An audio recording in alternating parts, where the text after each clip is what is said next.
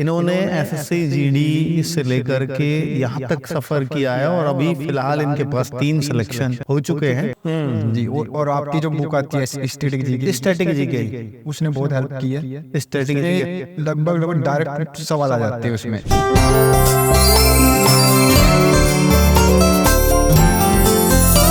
Hello बच्चों, नमस्कार। कैसे हैं आप सब लोग?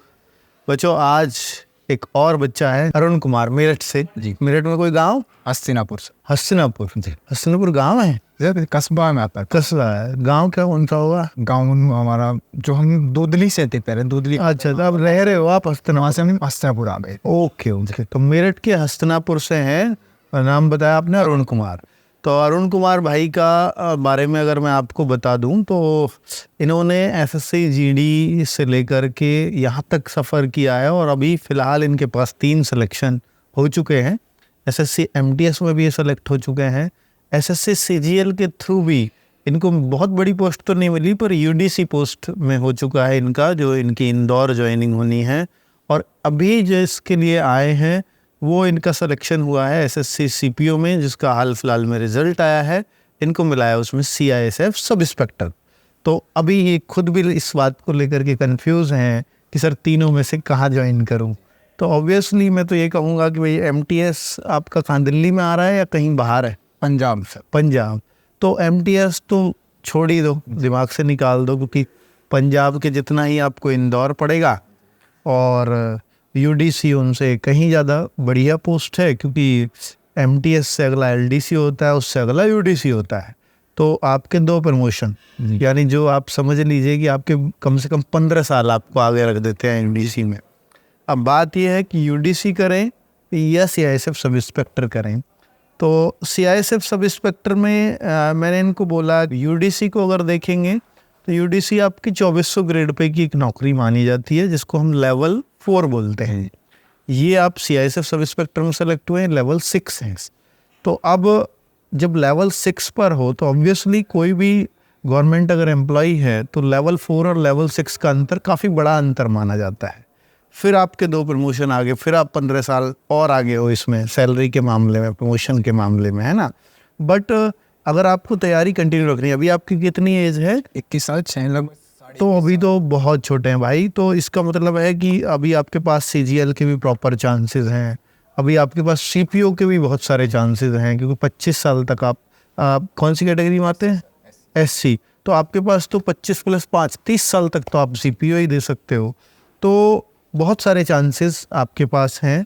और मैं तो ये कहूँगा क्योंकि यूडीसी में आपको बहुत सारे अवसर ये मिल जाते हैं कि आप साथ में बैठ करके अपनी पढ़ाई कर सकते हो, आपको फिजिकली कोई थकान नहीं होने वाली है। लेकिन अगर आपको ऑल लाइफ कोई तैयारी नहीं करनी कि ऑल लाइफ मुझे तो नौकरी चाहिए और मैं सेटल होना चाहता हूँ, जो भी नहीं होना चाहिए, क्योंकि आपकी एज बहुत कम है, आपने बहुत जल्दी नौकरी ली है, तो फिर आपके लिए बेस्ट है कि आप सीआईएसएफ सब इंस्पेक्टर नौकरी करो और फिर धीरे धीरे यहाँ प्रमोट होकर के अपनी नौकरी में खुश रहो। तो अब आप ये डिसाइड कर लेना, थोड़ा घर वालों से भी पूछना है क्या इस बार रहेगा। हाँ सर, जी। अब हम बेसिकली बच्चों को ये जानना होता है कि भाई ने तैयारी कैसे की है। जब मैं इनसे बातें कर रहा था तो इन्होंने बोला कि सर मेरा एनडीए भी कई बार क्लियर हुआ, बट एसएसबी इंटरव्यू में मैं लगातार पहले दिन ही आउट हो जाता था। मैं एक्स ग्रुप में भी सेलेक्ट हुआ, तो वहाँ भी मैं फाइनली जीडीए ग्रुप डिस्कशन होता है तो वहाँ भी, तो इससे सब साफ पता लगता है कि इंग्लिश बहुत अच्छी नहीं रही होगी, हिंदी माध्यम के पढ़े हुए हैं। जनरली हिंदी माध्यम के बच्चों को ऐसा ही सामने फेस करना पड़ता है। और अभी जब मैंने इनसे पूछा तो पता लगा कि वास्तव में ही, क्योंकि हिंदी माध्यम पता लग रहा था कि भाई ये सब हुआ है तो ये हिंदी माध्यम के ही स्टूडेंट रहे होंगे, तो इनका ना केवल इंग्लिश कमज़ोर थी बल्कि इनका मैथ्स भी बहुत वीक था। फिर भी ये सीआईएसएफ में सब इंस्पेक्टर ले गए, ये बड़ी बात है। तो आपने कैसे मैथ्स, जीएस, रीजनिंग, इंग्लिश कैसे की, थोड़ा सा प्लीज़ बताएंगे। सर मैथ्स मुझे पहले बहुत ही डर लगता था। मैं सोच भी नहीं पा रहा था कि मैं एसएससी की तरफ जाऊंगा। हाँ। फिर मैंने दीपक भाटी सर की जो यूट्यूब पे परमवीर बैच, हाँ परमवीर बैच एसएससी जीडी के लिए चला, वहाँ से मैंने सारा पूरा किया। 80 के आसपास वीडियोस हैं। हाँ, तो प्लेलिस्ट है, पूरा किया, उसकी प्रॉपर नोट्स बनाई, उसकी प्रैक्टिस करी। वहाँ से मुझे कॉन्फिडेंस मिला कि यार मैं कर सकता हूँ, इतना भी टफ नहीं है, जैसे टफ नहीं है, तो वहाँ एक कॉन्फिडेंस आ गया कि अब मैथ हो सकता है। हो सकता है, करा जा और फिर आपने पढ़ना शुरू किया, इंटरेस्ट। दीपक भाटी सर को इसका मैथ्स का ग्रेड क्रेडिट पूरा ग्रेड है। अच्छा, चलिए बहुत अच्छी बात है। कॉन्फिडेंस देना उनका ही, उन्होंने ही कॉन्फिडेंस दिया वहाँ से। बहुत बढ़िया, तो दीपक सर को थैंक यू। हाँ, और दूसरा जो है आप अगर जीएस के लिए, जीएस का सर पूरा क्रेडिट मैं नवीन सर को देना चाहूँगा, बिल्कुल आँख बंद करके, बिल्कुल। अच्छा, क्योंकि उनकी वजह से ही मेरे जीएस जो है काफ़ी सही, काफी सुन बहुत ही ज़्यादा सही हुई जी। और आपकी जो बुक आती है स्टैटिक जी की, स्टैटिक जी के, उसने बहुत हेल्प की है। स्टैटिक जी के लगभग डायरेक्ट सवाल आ जाते हैं उसमें। मेरे जो सीजीएल का मेंस एग्जाम था उसमें भी एकदम बिल्कुल आपने लिखा था वो पेपर में लिखा मिला मुझे। अच्छा, घराने टाइप ऐसे बहुत सारी स्टैटिक जीके का दरअसल में अब एसएससी में काफ़ी रोल बढ़ रहा था, तो इस वजह से ही हमने बुक लिखवाई कि भाई स्टैटिक जीके को इस तरह से कोई चीज़ें बनाई जाएं जो मार्केट में नहीं थी बच्चों के लिए पढ़ने के लिए। तो इससे 10-10, 12-12 क्वेश्चन एक एक एग्जाम में डायरेक्ट रखे मिलते हैं, ऐसे बहुत बच्चों ने हमें बोला है।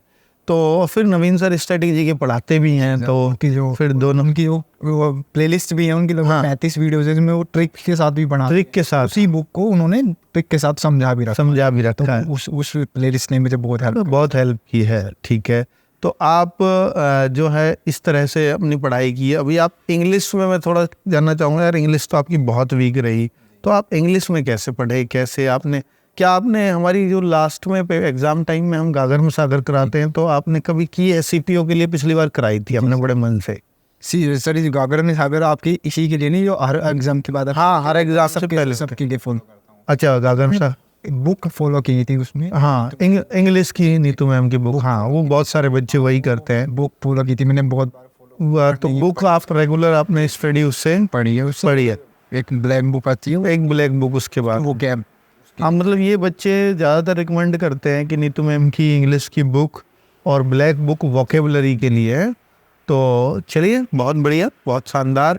और आप रीजनिंग सर आपकी, पहले तो मैं बता रहा हूँ कि मेरा टेक्निकल स्किल मैं मानता हूँ कि थोड़ी सी कम थी। हाँ, मैंने सबसे पहले पूरा स्टार्ट ही आपकी उससे ही करा, आपके यूट्यूब चैनल से करा। हाँ। वहाँ से कॉन्फिडेंस मिला।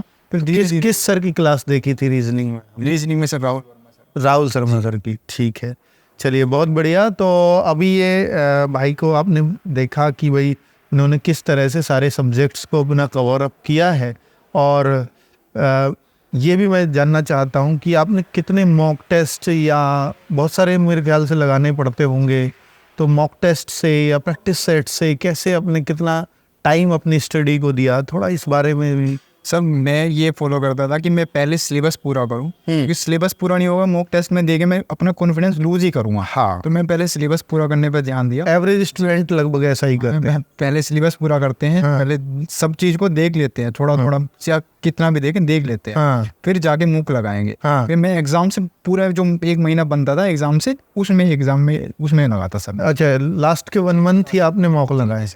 तो मॉक से ऐसा तो नहीं होता था कभी डिमोटिवेट हो गए, इतने कम मार्क्स आ गए या ज़्यादा आ गए, कैसे? मतलब सर मॉक में रहता था सबसे मेन तो सीपी हो गया, जैसे जीके का पोर्शन हो गया। हाँ। जीके का पोर्शन एक, अगर आप जीके को 50 नंबर के हटा दोगे, हाँ। बिल्कुल आपके एवरेज स्कोर ही गिर जाएगा। हाँ। लेकिन मेरा जीके में शरीर की कृपा से हाँ। सही स्कोर बन जाता, तो मेरा एवरेज स्कोर लगभग 150 के आसपास रहता था। और आपके फ्री में आए कितने हैं? 52 नंबर। तो इतना ही करीब आपका तब भी रहता था? जी सर। मतलब मॉक में भी अगर ये लगाते थे तो 150 के आसपास, और एक्चुअली इनका बना भी 152 है प्रीलिम्स में। चलिए बहुत बढ़िया। तो आपकी स्टडी और बच्चों के भी काम आए, क्योंकि इनका मेन था कि मैं मॉक तब तो नहीं लगाऊंगा जब मेरी तैयारी कच्ची है, और अगर तैयारी कमज़ोर होगी तो मैं डिमोटिवेट हो जाऊंगा। तो इनका उद्देश्य रहा है कि मैं एग्ज़ाम से जस्ट पहले, यानी 1 महीना पहले, हम भी कई बार सलाह देते हैं कि एग्ज़ाम से 1 महीना पहले डट के मॉक लगाइए। तो उस तरह की आपने स्ट्रेटजी फॉलो की है। दिल्ली पुलिस वगैरह ये दिया है आपने? सर दिल्ली पुलिस का मैंने दिया था। दिल्ली पुलिस में मेरे 76 मार्क्स है, 76.19 मार्क्स। हाँ, 76 बहुत अच्छा नंबर है। मैं फिजिकल में 1 सेकंड से आउट हो गया। अरे 1 सेकंड, 6 मिनट 1 सेकंड पूरा टाइम आया तो 1 सेकंड। अच्छा, दिल्ली पुलिस में लग जाते तो ज्वाइन करते? सर दिल्ली पुलिस तो लगभग सभी ज्वाइन करना है। चाहे वो इंस्पेक्टर मिले, चाहे वो सिपाही पे मिले, ज्वाइन करना चाहते हैं। ज्वाइन करना चाहते और हैं। कुछ मेरे दिल्ली पुलिस जो है मेरे घर से मेरठ से, मेरठ और दिल्ली में फ़र्क भी नहीं है ना, तो इसलिए यहाँ का बच्चा दिल्ली पुलिस अगर कांस्टेबल मिल जाए तो वो सीपीओ सब इंस्पेक्टर को छोड़ने को तैयार हो जाता है। हाँ, चलिए भाई, बहुत बहुत मुबारक है अरुण भाई। और आपकी तैयारी, जिस तरह से आप जिन संघर्षों से निकले हो, मुझे लगता है कि अभी आप ट्रेनिंग वगैरह पे रहोगे तो वहाँ भी अपनी तैयारी कंटिन्यू रखोगे तो शायद और बेहतर जगह जा पाओगे। दोगे अभी तो एग्ज़ाम, या सर एग्जाम भी तो सोचा है कि आगे एग्जाम दूंगा, कंटिन्यू? थोड़ा बहुत आप कमी रही है उसे दूर करके।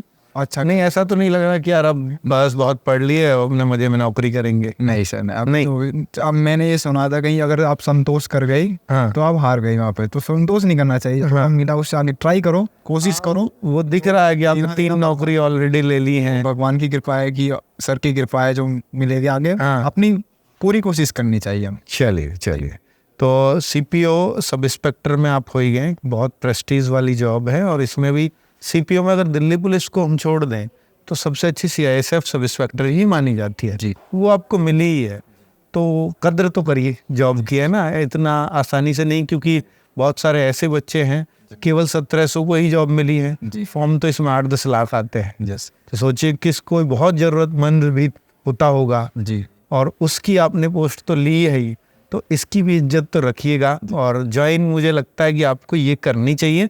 और अगर आपको ट्रेनिंग में हो सकता है टाइम ना मिले जी, लेकिन ट्रेनिंग के बाद आपकी यहाँ 8 आवर्स की ड्यूटी के बाद आप फ्री हैं, तो अगर आप कंटिन्यू ड्यूटी करना मतलब स्टडी करना चाहते हैं तो 8 आवर्स के बाद अपनी स्टडी कंटिन्यू कर सकते हो। ये एक फ़ायदा है इसमें।